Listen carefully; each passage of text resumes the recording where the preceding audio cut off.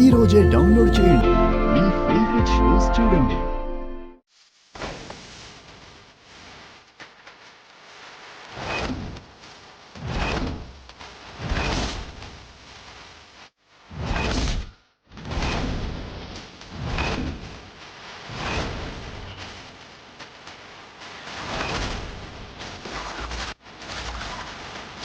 ఏంటి సత్య ఇలా వచ్చావు?